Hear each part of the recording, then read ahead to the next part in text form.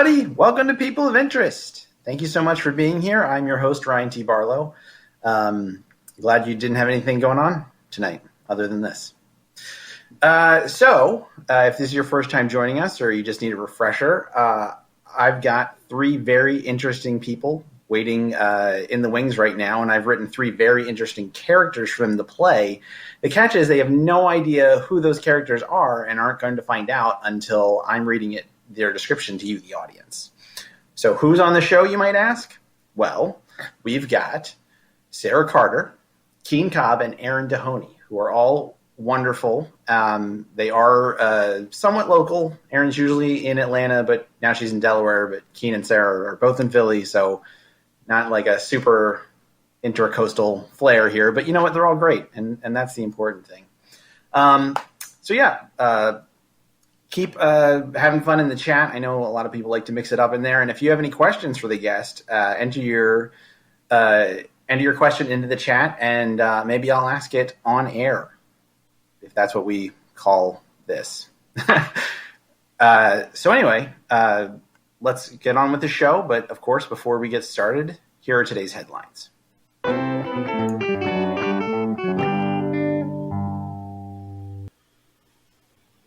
Good evening. For POI News in Philadelphia, I'm Neil Bardhan. It's 73 degrees in South Philly, and forecasts are calling for something called water ice. A 2-mile-high cloud of dust from the Sahara Desert has blown onto the coast of the United States. The atmospheric phenomenon itself isn't out of the ordinary, but owing to the year 2020 being nightmare after nightmare come to life, the cloud is exceptionally large and incredibly foreboding. The dust has led to some visual effects on sunsets and skies across the southeastern United States. It also has the potential to cause health problems.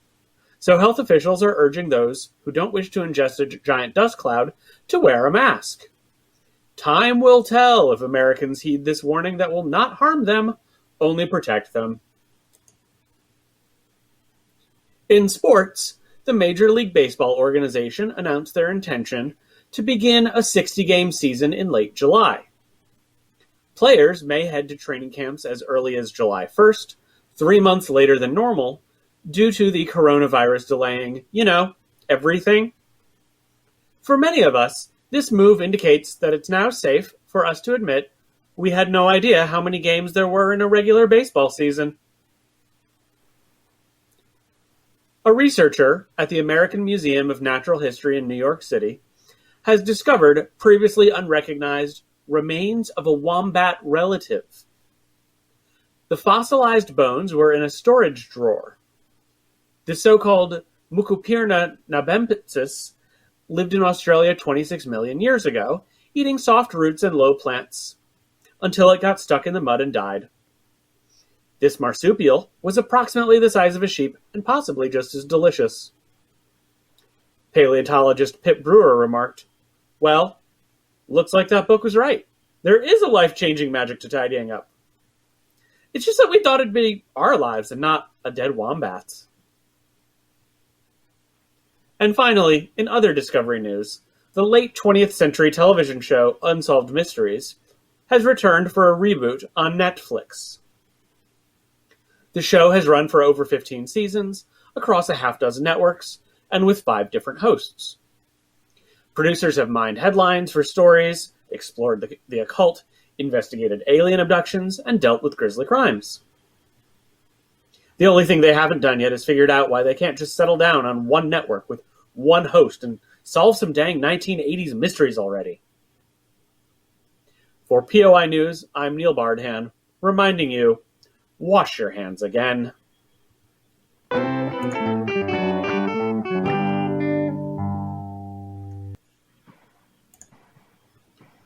People of Interest is supported by the New York Times. Just suck it up and get a subscription to the New York Times already. How are you going to read all of those articles your mom sends you without it? Private browsing? I don't think so, Chief. We're on to you.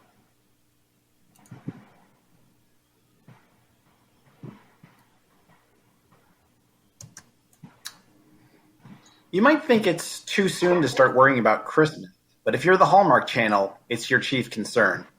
You see, now is about the time when the Hallmark Channel would be in full swing for production of this year's slate of Christmas movies. Unfortunately, due to the quarantine and social distancing guidelines, it's been impossible to assemble casts and crews for these films. And more importantly, most Hallmark Christmas movies revolve heavily around an attractive workaholic from a big city coming home for Christmas to their quiet hometown and randomly bumping into an attractive old flame who convinces them to quit their big city life and run a small business. As you might imagine, this sort of scenario just couldn't happen in these current quarantine times, as it's become harder to run into anyone when you're social distancing, and you can work remotely from pretty much anywhere, so there's no need to quit your big city job if you decide to move home. Naturally, fans are very worried, and that's why Michelle Vickery, Vice President of Programming for the Hallmark Channel, is here tonight. She wants to allay the fears of all Hallmark movie fans that there will be that same Hallmark holiday magic this holiday season, and tease some of the upcoming movies we can expect this year. Michelle Vickery, welcome. Thank you so much for having me, Ryan. I know. I'm very excited too. I'm sorry, go ahead. No, I'm just very excited to be and honored to be here on your show.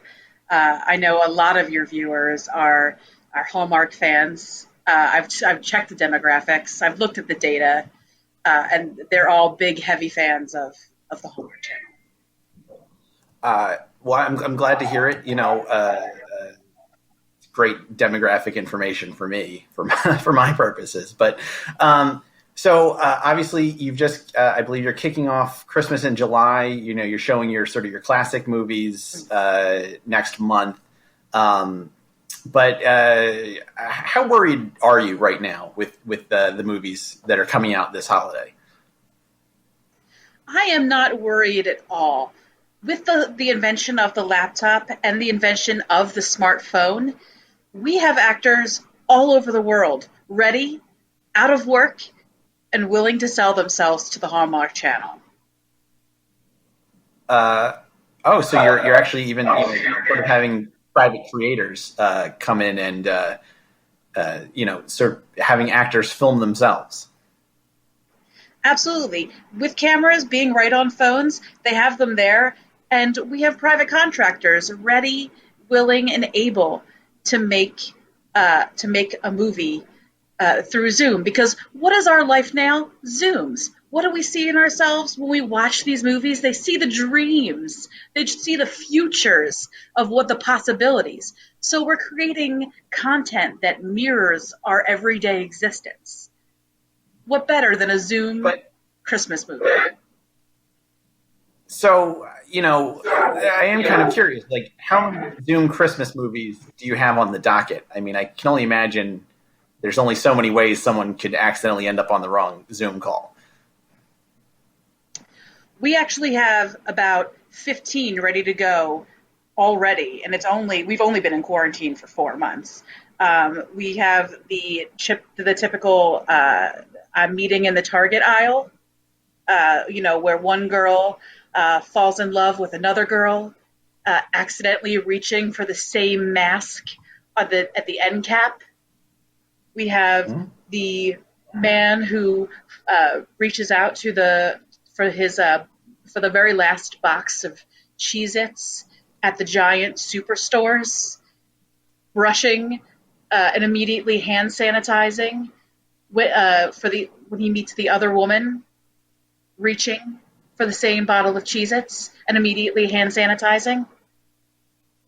We have the accidental dog walkers who bump into each other and immediately go home and take a shower and then look at their Zoom locations and the pinpoints of the Find Myself on the map and then reconnect while dog walking again a week later. There's infinite possibilities for love in the time of Corona. So that's interesting. I mean, I love that you're really showing off, the correct ways to take care of yourself and modeling that right behavior. But it sounds like it takes away some of the fantasy. I think a lot of people probably want to be whisked away right now as opposed to be reminded of their current circumstances. Ryan, are you married, Ryan? I am, yes. How did you meet your wife, Ryan? We met at a party many years ago. Ah, so you're not one of the youth today who are on the Tinder and the OkCupid or the Bumble or the Grinder even. No, I've not been on any of those sites.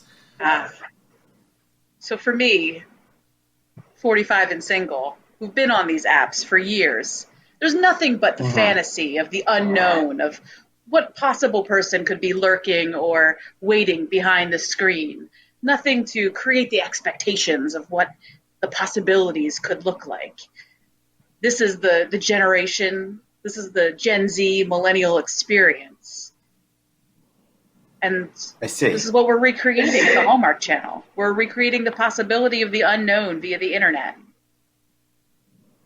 So, but will there still be that magic? I mean, would someone maybe accidentally swipe right on Santa Claus and then something happens there? Or, there's a Christmas Prince on Bumble or not to give too much away from your shows, but I was wondering if there's a little more something there. Oh, absolutely. If Santa Claus is nothing but an accidental swipe right, I mean, then don't call me the VP of everything.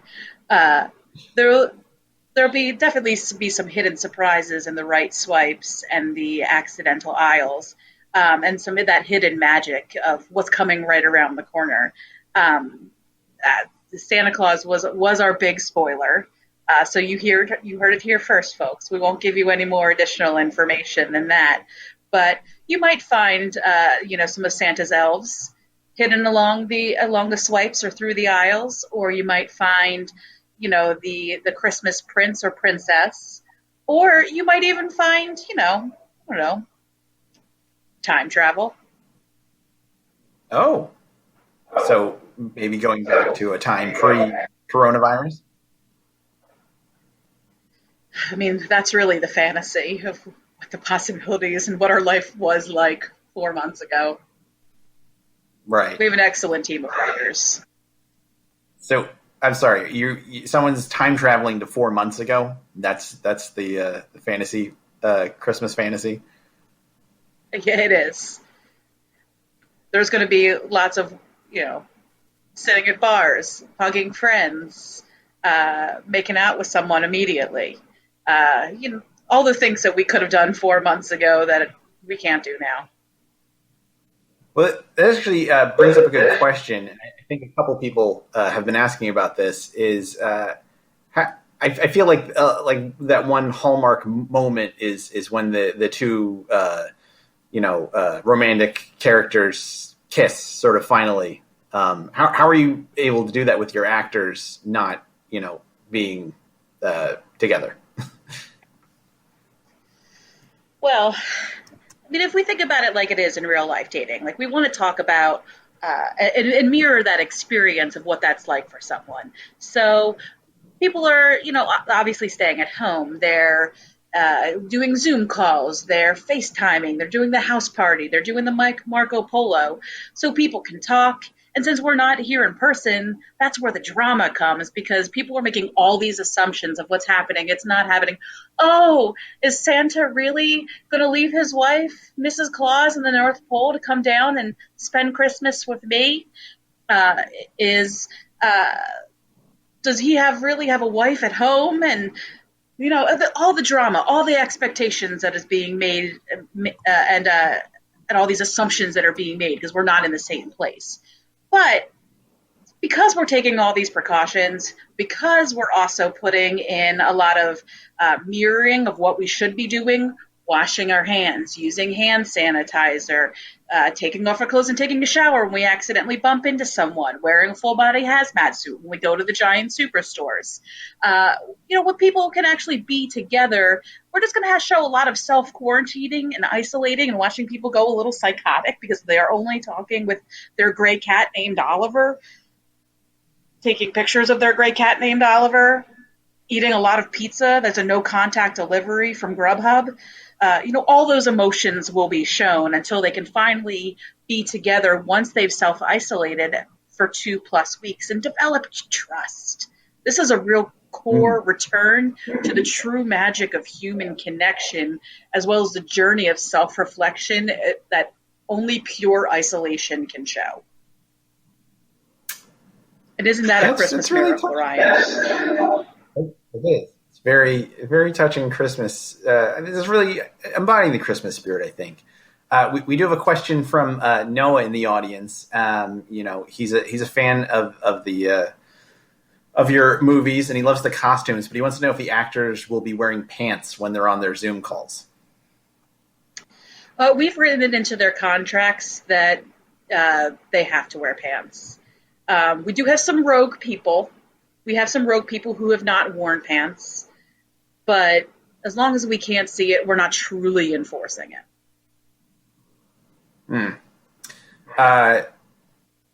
So we also have a question. So casting, you brought up casting earlier.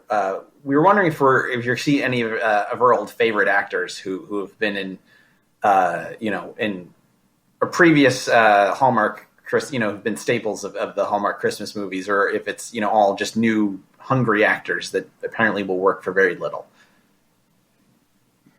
We're still using some of our old favorites.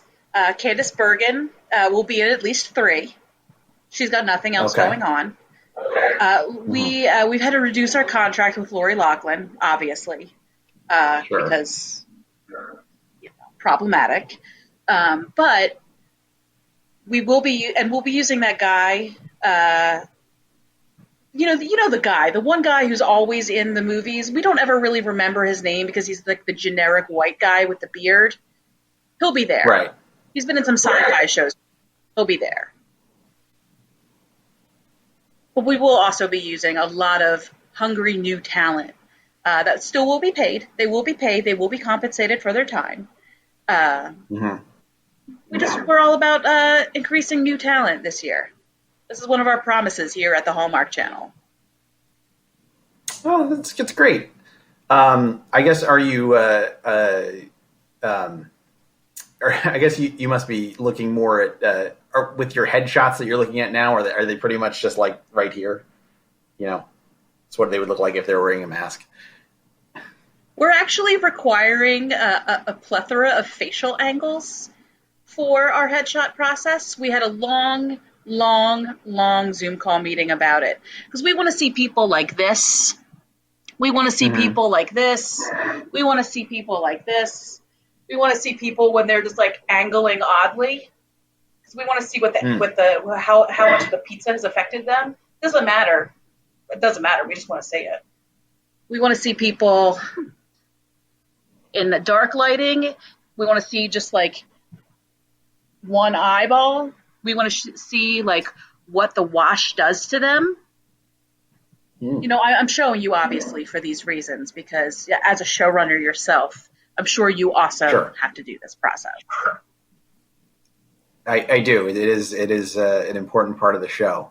So I have one final question. It's from a member of the audience named Gary. He's saying his grandmother is a big fan of the Hallmark Channel, but she doesn't know what Zoom is. So do you have sort of a plan to catch people up who are maybe not as tech savvy as your younger audience? We've actually included a step-by-step tutorial and are running ads currently on the Hallmark Channel showing members of the older demographic to how to use Zoom. There's tutorials that are currently running. Because when you're at Hallmark, you're home. Wow, that's really nice. So we're just about out of time. Is there any last pitch you want to make for the Hallmark seasons? The movies coming this season. Why people should tune in? People should tune in because we all need a little magic in our lives right now. A little bit of love that's chaste, but also with a hint of scandal. With a bit of magic, with a bit of the hidden Santa, and a bit of our contract from Purell to show people using their hand sanitizer. And love. Well, and love, of course. Well, Michelle Viggory, thank you so much for being here. Best of luck with this holiday season. Thank you, Ryan, and I hope you keep the magic yourself. I will.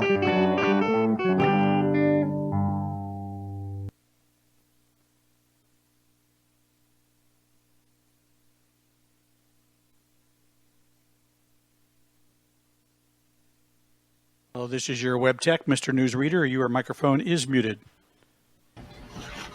People of Interest is supported by the new game The Last of Us Part 2 for the PlayStation 4.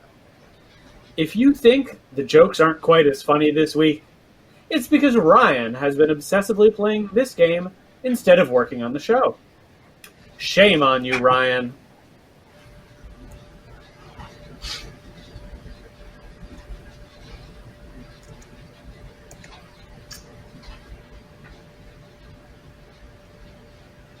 There has been a lot of discussion in recent weeks about how to safely bring back sports.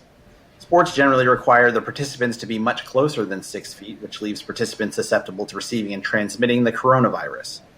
As a result of this fact, rumors have been circulating that leagues might be open to modifying play to promote player safety. The most popular and credible of these rumors is that the NBA will move from playing typical 5-on-5 basketball to horse. While it is still a rumor, many journalists are reporting that the NBA is seriously considering this. That does not sit well with my next guest, Neil Fredericks, the unofficial king of horse. Although official records aren't kept, Fredericks claims that he has never been beaten in a game of horse, and so far no one has stepped forward to dispute his claim. As of now, the league, nor NBA teams, have reached out to Fredericks to play in this potential tournament, so Fredericks has started a public campaign calling out the league and the Players Union for even thinking of having an official horse contest without him. He joins us now to make the case of why you can't spell horse without Neil Fredericks. Neil Fredericks, welcome. Thank you, Ryan, for having me here today, for giving me a platform to speak on what's going on in the supposed National Basketball Association. Now, you do have a bit of a history with the NBA. You've tried out for several teams and didn't quite make the cut. And you've assured everyone that there's no bitterness there and that this is purely, about horse, the purity of the game horse. Oh, of course. It's all about horse. A lesser man would be upset that when he showed up to his practice with his tryout, they make sure to let me know it wasn't a practice, with the San Antonio Spurs, that a lesser man would be upset that it was someone's surprise birthday party and they had to shut down the gym. So that's why I couldn't make it that day, Or even more so, a lesser man would be upset that the Detroit Pistons somehow lost his information on his way to the arena. But I'm not that man. This is not about what happened to me. This is all about horse and the fact that I am the king of horse. And like you said before, you can't spell horse without NEALFREDIRCKS. That's Neil Fredericks for people that don't understand it. Very nice. So when did you start getting into horse? I mean, I assume you probably played it as a kid, but when did you get serious about it? I've been playing horse since I was 4 years old. All right. My dad and my mom, they took me out to the basketball court and they said, Neil, we're not going to be here very long. We need you to become the best player at horse. And of course, me being 4, I had no idea what it was. I thought they meant me to actually own a horse. I got excited for a second. They said, no, son, and just handed me a basketball. And as they always say, or as most say, the rest happened. Great. Well, your record is very impressive. I know that there's some that you've played against some pretty big names in basketball. I don't know if you don't mind name dropping. We'd love to hear a couple of those stories. I mean, I tend not to. I don't like being that guy to drop names, LeBron James. But from time to time, certain paths cross Allen Iverson, and you run into certain people, you beat them at certain games, Larry Bird, And things happen that they don't like to talk about George Gervin. But like, I don't get all about that. Michael Jeffrey Jordan. Oh, wow. So you've really gone toe to toe with some greats. Which is, I mean, it's disappointing that the NBA hasn't reached out to you. I know none of these rumors have been confirmed, but have you been able to talk to anyone in the league that's kind of given you a little more of a serious look at, we are really thinking about doing this? Look, you didn't hear this from me, but all I know is when they start back up, you won't see a 3-point line and you only see half of the rim because they think that's the purest form of horse. That's my inside sources. And no, I will not divulge who they are. And if you ask me nicely, I might, but I probably won't. Okay. You don't have if you're not comfortable divulging it. That's totally fine. I don't want to put you on the spot here.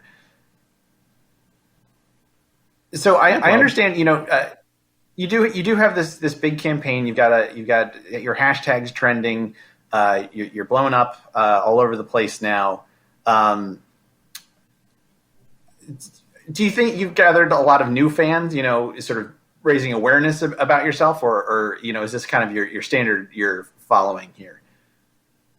Well, when we started, my followers was at a very strong 238, and since we've picked up the hashtag and kept it moving. By the way, hashtag Neil for Horse. But I'm not here to drop anything like that. But so yeah, I mean, it has gone up to about a solid 263. So, like I said before, it's gaining momentum. It's like a train and it's chugging along. So, for some people who aren't as familiar with you and in your horse game, what are some of your signature shots? Well, I don't like to divulge too much of it, but one of my faves, I call it the Captain Marvel. That's when I go to outer space for about 14 years, come back and tell my story about what happened about a few years after the last movie that came out. So that's one of my shots. Another shot I like to call the Lego. That's when I stand on a bunch of bricks and then put the ball in the basket. Another one I call it the PS4. That's when I snap my ankle in half, but still hop on it and then shoot a layup. Wow, that is impressive. And that's only a few. That's only a little bit. We've got a question from the audience, and they wanted to know when you played George Gervin in Horse, how old was he at the time? How was he? How old was he at the time? Oh, he was about, I want to say, probably about 37. He's about like 2 years out of the league, and I was a young, spry 23. So I would say the matchup was pretty fair. Okay, so it wasn't like an old George Gervin who's wasn't as. They don't call him the Iceman for nothing. Okay, so more than likely he could beat somebody today, not me. Because my rule is I beat you once, we're done, son. That's it. So if the league goes to Horse, is there any teams that you especially want to play for? Is there anybody that you really have your eye on that you think that they've got a good squad and you'd really kind of take them over the top for the championship, or there's maybe a younger team that you really want to kind of help boost up? Now, if there was a team, there's a lot of good teams in the league. I'm not going to lie to you about that. But if there's a team that needed my help, specifically, I would say the Toronto Raptors. Basically because they're in Canada and they might need help coming over the border into Florida. But beyond that, on the court, I could help anybody. And who would I want to help? Honestly, anybody that's willing to pay my car fare down to Florida. I'm open to any options. Is there anybody that you're specifically looking to play against? See, now if another man that loses at Horse, he would have all of these long lists of names that he wants to people he wants to beat. Since I've won every single matchup, I don't have anybody in particular that I do want to play, except for Luka Doncic. I don't like him. I don't know why I don't like him. I just don't like him. He has too much fun on the court. He's always laughing and having a good time. I'm not a fan. Okay, basketball, especially horse, is serious. Well, is there anyone that you are worried about playing against who you think is going to be particularly skilled at horse, No. I'm not worried about anybody. The only person that might have a possibility in beating me, probably not. But the only person I'm worried about might be James Harden, for the pure fact that if he puts enough oil into his beard, and if the light shines off it just right, that'll mess up my shot. So that's the only thing I'm worried about. No. Well, I guess you have a bit of a beard yourself. You would shine. Are you above, sort of resorting to dirty tricks if it comes to it? I wouldn't consider that to be a dirty trick. That's just another one of my shots. I call that the Green Ranger. So, Just clean it up. So is there anything, is there you might go to, you would consider this is going too far in terms of like a horse shot? Like, no, that's not, that's cheating, where you're calling it like a shot where you have to be hugging, your friend or something, and then it's like a whole inappropriate situation. You don't want to do it, that kind of a thing.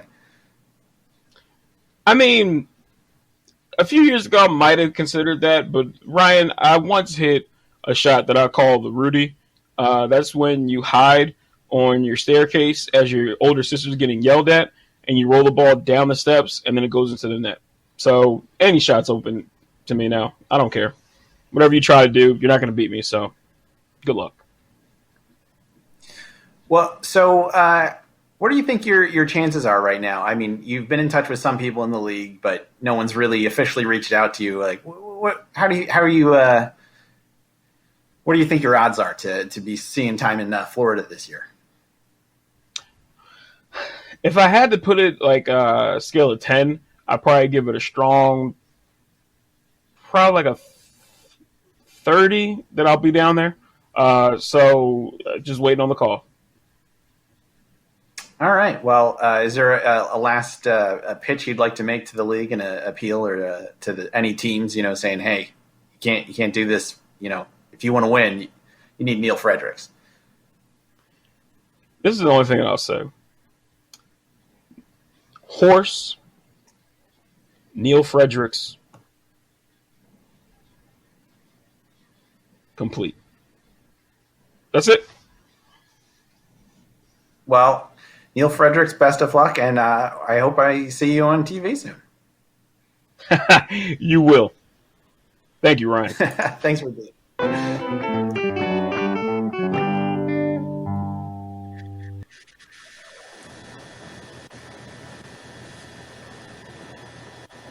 The Prohibition Party supports people of interest. Yes, there's still a Prohibition Party, and yes, we are still focused on banning alcohol in the United States. But there's so much more to us. For instance, did you know that our platform is socially conservative, but fiscally liberal? Weird, right? Join today.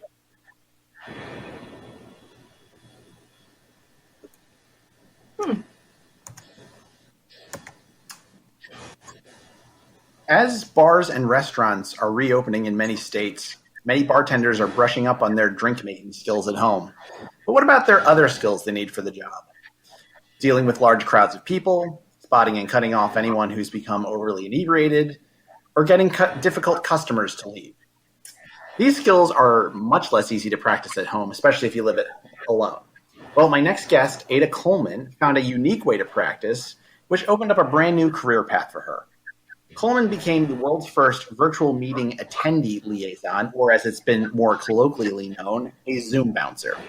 Coleman will join your virtual business meetings and handle any attendees who have been talking for too long and need to be cut off, get rid of people who shouldn't be there, and occasionally spot someone who might be drunk. The effects of her work are so dramatic that one company is even showing a 70% increase in meeting efficiency. She joins us here tonight to talk about her business and how running a good telemeeting is like running a good bar. Ada Coleman, welcome. Oh, thank you, Ryan. Thanks for having me. Well, I got to say this is a pretty novel idea. Where did you come up with it? It was when everyone started. Well, I worked in bars initially and was able to get these skills in person, bouncing, kind of hustling people who might have had a bit too much or sticking around and being chatty. But when the pandemic hit and all of the Zoom calls and the holidays started happening, it was those big family calls where I kind of realized that maybe a little bit. I think we might have... Did you lose me? I think we might have lost you for a second. Okay, is it all right now? Yep, you're back. I'm sure this is an issue you deal a lot with. That's exactly what I'm talking about. Stuff like that is what brought me to this career path, yes. So what was do you remember what your first, business meeting was specifically? I do. I remember it was a super boring, like medical FDA kind of call, very logistical meeting, a lot of technical language, and one person was just boring everybody to sleep, and I could see productivity just sort of declining. I could see people losing focus. So you gotta startle everyone. You gotta play a loud sound effect, maybe a laugh track or a trumpet sound effect. Just snap people awake. Gotta bring them back. Sure. And then, so how do you deal with? Because that's kind of a big question I have from my own business meetings is what do you do to get that person who just won't stop talking to cool it and take a break? Well, you have to have a certain talent for reading the room, figuring out the best time to sort of interject. Sometimes it's you can strategically turn off your camera but leave your microphone on and just yell boo like you're a heckler in the back of a bar. And then they're like, who did that? And you're like, I don't know who did that. Who? And then you join in and you're like, who would do that? And then, people sort of, they get back on track and they're like, well, anyway, and they move along with the presentation a bit more efficiently. Oh, have you ever had to, forcibly object someone from a Zoom call? Like, all right, buddy, you're out. You don't like to do it. Just on one or two occasions where it's like, late night. I've Zoom bounced some high school reunions, a couple old friends get together and they're catching up. Oh, you've been over the years, people talking about their kids, their marriages, their failed marriages, and you start getting deep, and then somebody, starts bringing up drama from when they were 17 years old, and you're like, okay, buddy, maybe you shouldn't have had as many Coors Lights as you've had, but, only situations like that where it's getting a little bit dramatic, and you're like, hey, maybe text them tomorrow morning or something. Don't quite hash it out right here. So. Yeah, and it must be, sort of extra difficult, when you're at a bar, you can kind of have someone a little more one-to-one, but now you're sort of right in front of everybody. Is it difficult navigating that? It's hard, but it's also, there are some parts that make it easy. If you feel tensions rising, there's the option in the chat to send somebody a silly GIF or an emoji that maybe lightens the mood. We have a lot of digital resources available, so it can be hard, but it can also be fun. That's great. You got brought to our attention a lot of you've been Zoom bouncing for some celebrities, and one of our guests is wondering who was the most famous Zoom call or party you've been on and had to bounce. There's if I may name drop, like Neil earlier, also really enjoyed the horse champion, world champion. That was great. Fantastic. Fascinating listen. If I may name drop one celebrity party that I bounce on the regular is puppet shows put on by Danny DeVito, free for anybody who wants to sign up. He just has, an original cast every Tuesday morning at 6 a.m. sharp. Very inconvenient time. Don't understand why he does it that way. But those tend to pretty out of control. I've had to make some difficult Zoom bouncing, forcing people out in those situations. They're filthy puppet shows. They're depraved, vile puppet shows. Very alarming at 6 a.m. on a Tuesday. I can imagine. Have you had to bounce any celebrities, if you're allowed to divulge that information? I signed a couple NDAs. I'm not at liberty to discuss who I've bounced from the puppet shows. Sure. I totally understand.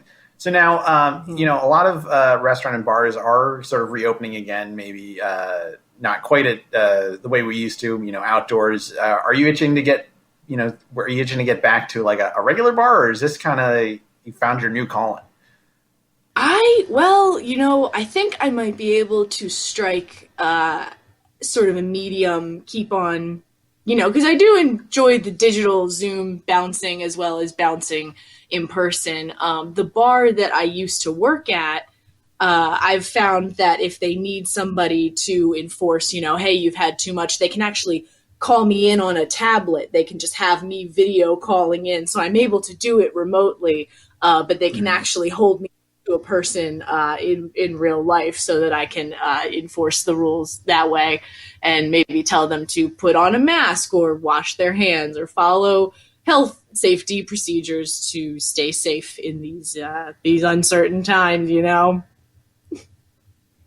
Yeah, definitely. I think you probably do that in more than a couple of spaces that I've been to.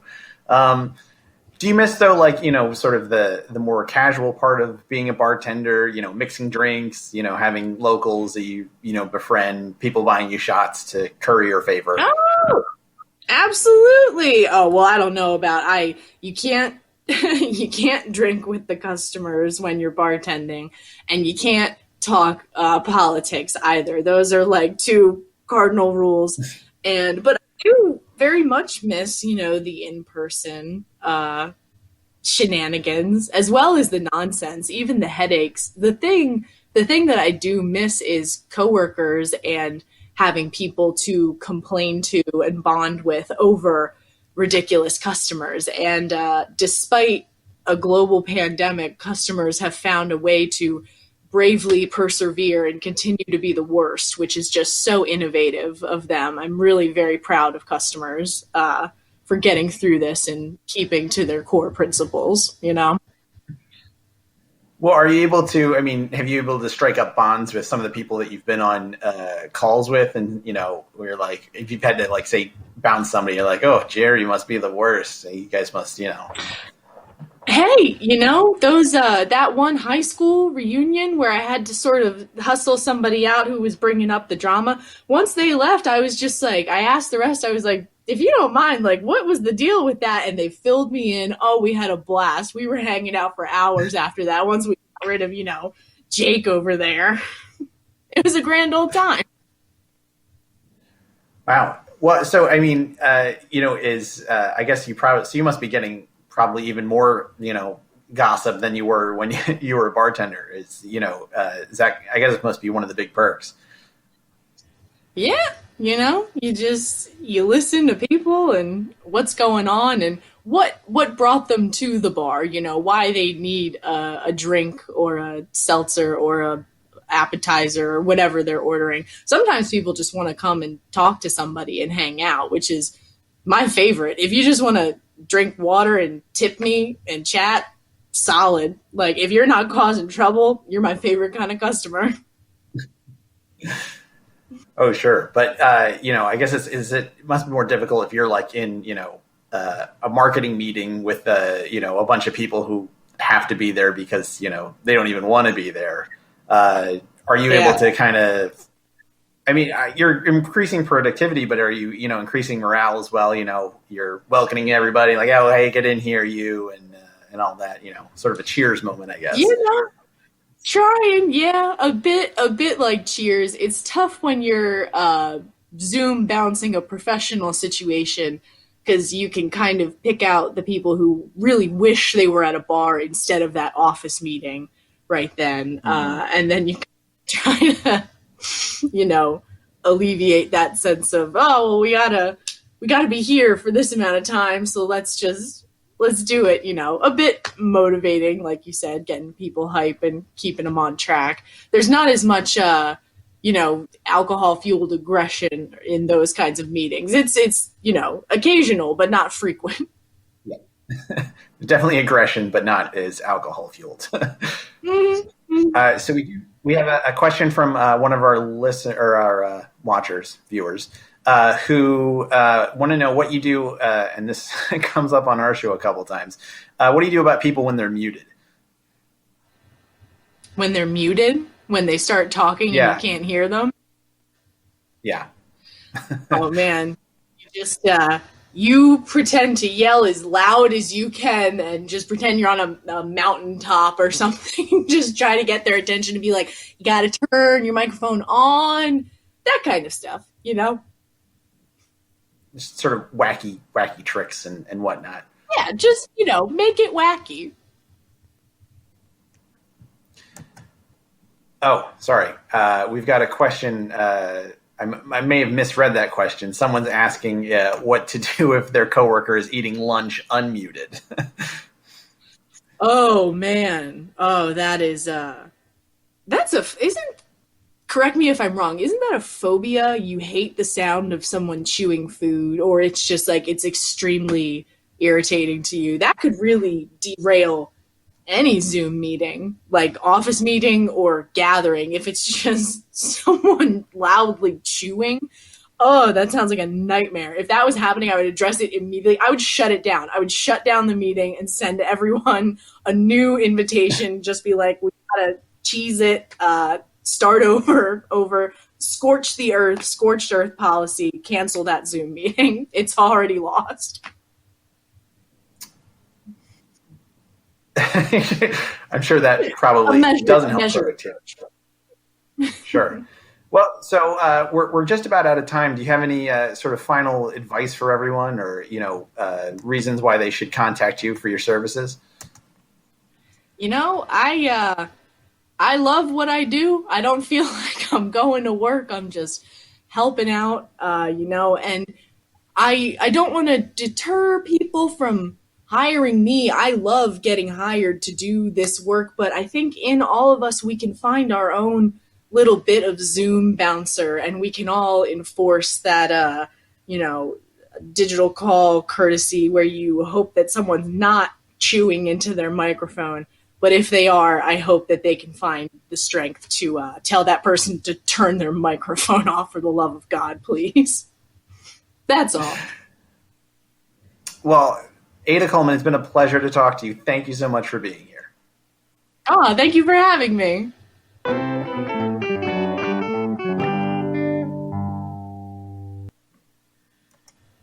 Hey, everybody. Thanks so much for coming to the show. Thanks for the questions. It's been a lot of fun. I always enjoy doing it. Hope you had fun, too. Let's check in on the cast again so you can give them a rousing round of applause, even though you're all on mute. Woo, yay! So we've got I'll just go through everybody, and they're going to just kind of, tell us a little bit about, what they're up to or what they'd like you to support. So Sarah Carter is right here. Hi, everyone. Comedy is light for me during this quarantine. I'm doing some shows called Maestro that is every other Thursday starting next month, or in July. But for really important things that I would be honored if you supported, I work for an organization called Bethesda Project. We support over 1,500 people experiencing homelessness each year, and they're one of the populations that's been hit hardest with COVID. So if you wanted to make a donation, go to www.bethesdaproject.org/give. It's a great organization. I'm really proud to work for them, and would love if you could make a donation if you wanted and had the funds. All right. Thank you, Sarah. We got Keane working on pointing over there.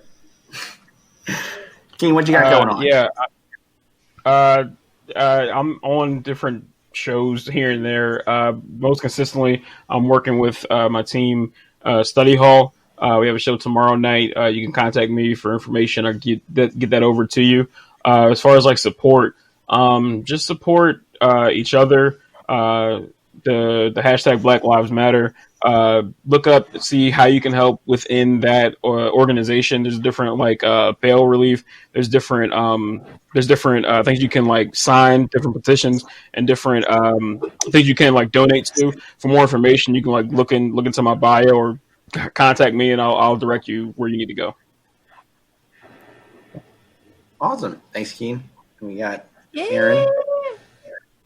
Hello. Should I go? Sorry, my bad. Yeah. Okay. No, I don't have anything comedy related to plug, but if you guys want to follow something in Philly, one organization that I really love is Purple House Project. It's an organization that helps women impacted by partner violence, and it's a really, really great organization. So if you want to look up Purple House Project, they're always taking donations and press and stuff. So great group. Cool. Thank you, Erin. And Neil, of course, we always want to know what you're up to. Yeah, 2 shows to plug in July. On July 14th, I'm doing stand-up in The Breakout, which is a benefit show for a group whose name I couldn't find quickly enough, but it's to help individuals in addiction and recovery. And then July 17th, I'm on a show called Things I Used to Be Scared Of, which is like a kind of a mixed format stand-up storytelling show. Mm-hmm. If you're looking for groups to support in Philly, I'm pointing people to Philadelphia Lawyers for Social Equity. They're a nonprofit. I believe they're a collective of attorneys founded by Black attorneys and attorneys of color. And their name is what they say they do, and they're working on things like abolition and expungement, and helping people return from incarceration. So a lot of great stuff out there. Great. Well, thanks everybody for plugging your stuff and being on the show. And we just wrap things up really quick. I always want to thank TAT Communications. I'm gonna get it. Wait, am I gonna get it right? There it is. That's the logo. You guys should check them out. They're the ones who put this show on for me. It's for all of us, really. They do an amazing job, and looks great. So if you want to spruce up your next meeting and the Zoom call, definitely give them a call. I don't know if they have a bouncer on hand, but I'm sure Erin would probably do it for real. Anyway, thanks again, everybody, for coming to the show. And as always, I ask you to stay interesting. I've been your host, Ryan T. Barlow, and this has been People of Interest. Good night.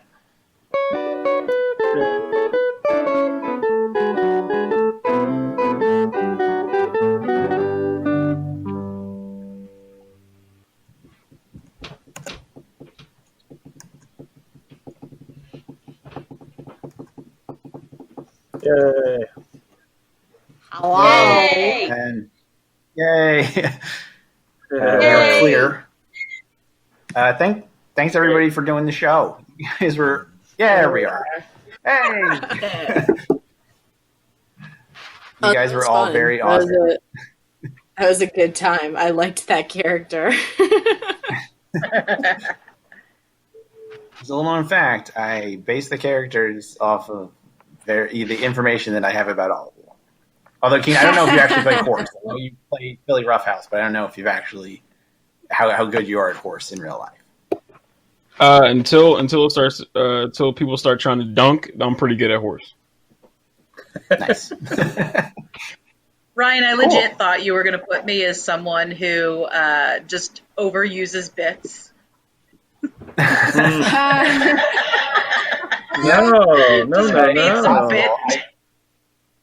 Yeah, no, I forgot to work that in, but no, because you mentioned Hallmark Christmas movie. I was like, that's got to be a Yeah, weird I thing legit- right now. I legit still want to do that show with you, FYI. Okay, What well, show? you set it up, and I'll be. Yes, I really want to do like a show watching and like Mystery Science Theater because I love Hallmark movies. They're so bad and they're so good. And it's always got that one guy from the show Eureka who's only can get work doing Mr. Beard. Hallmark Christmas Is that movies what you're talking now. about? Which one? Were you, when you were the character, you were talking about the generic guy with the beard? Is that who you mean? Yeah, I never remember his name, but he was in Eureka, and he's always in these movies. But so I really want to do a show just like mocking it, like Mystery Science Theater, about how bad they are. But during the start of quarantine, I probably watched 2 a day because I'm so alone. Okay. Wait, can I? Dude, you do have a cute cat. You have a great cat, Sarah. Oh no, I do. Right? I love him. I actually might adopt a cat next weekend. Another all gray cat. Oh my god! Who For I a will second, name for Anne. I complimented. What? I thought I was about to really mess up and like compliment a cat that had like just passed away or something. I was just like, I really love the cat. He's still alive. I just might adopt a second one because all he does is want to sit next to me and bite my ankles. Oh, Rowdy. cutie! I know, he's so cute. He's for the one time Bring he's him not here. sitting next to me. Bring him to us. He's right there. Oliver, come here. Not the first time a cat has been on the show. Cool. I know Thank you guys so much for. I think he meowed during it. So yeah, if you just hit the little hang up button and shoot me your PayPal info, and you will not you Neil, I got you. You're covered. Send me your PayPal info, and I don't know how many people were on the show, so hopefully you'll get more than $3. I love when they're just like, no. No. Oh, he doesn't mind. He likes to be held like a baby. Yes. All Oh, right. baby. You guys can stay on. We're There going it to go. I'm going. Bye. I'm gonna head out. Good to see you guys. Have a good night. Likewise. Bye. Bye, Erin. Drive safe. Bye, friends.